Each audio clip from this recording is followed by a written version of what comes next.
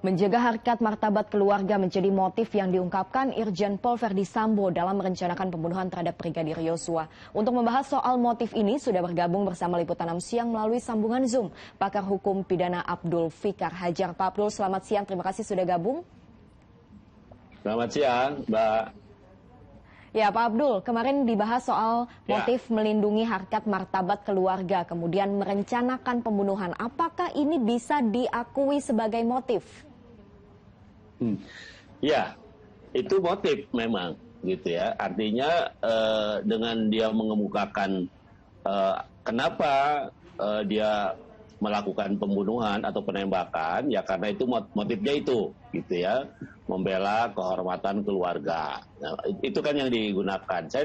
Tapi kita tidak tahu ada agenda di bawahnya, nggak ngerti juga kita, ya kan?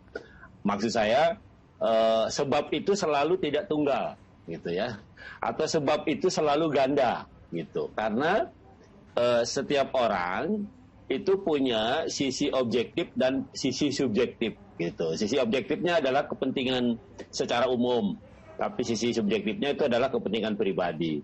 Tapi Pak Abdul, kemudian dengan pengakuan ini masyarakat kemarin sempat merasa janggal karena jika benar ada pelecehan yang terjadi di Magelang, dalam faktanya di CCTV Ibu Putri Chandrawati dan Yosua ini masih berada di dalam satu rombongan. Nah, bagaimana dari kacamata pengamat?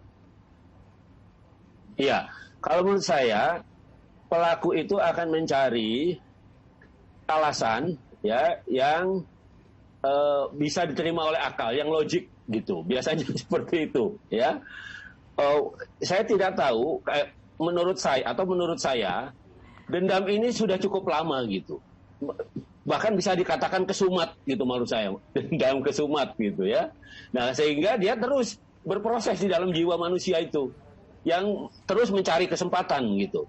Ya, begitu ada kesempatannya terjadi itu balas dendam itu. Ya, Pak, sejak awal penanganan kasus ini kita tahu banyak sekali intervensi. Nah, dengan banyaknya intervensi ini, bagaimana dampaknya kepada penyidikan? Saya kira penyidik itu sama dengan aparatur peradilan yang lain, dia punya kedudukan yang independen. Dia tidak boleh dipengaruhi oleh siapapun, gitu. Ya, tidak boleh dipengaruhi oleh siapapun. Sekalipun dia atasannya, kalau penyidik sudah kerja, atasan boleh mengarahkan dalam pengertian mengarahkan penyidikan yang baik gitu, tapi bukan mengarahkan pada satu arah tertentu.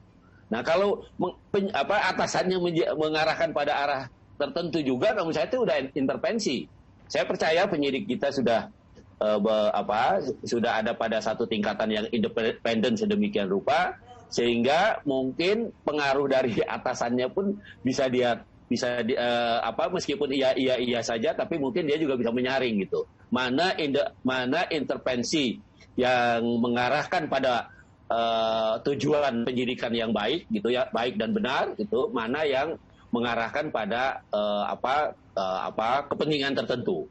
Baik, terima kasih banyak pakar hukum pidana Bapak Abdul Fikar Hajar sudah bergabung bersama Liputan 6 Siang.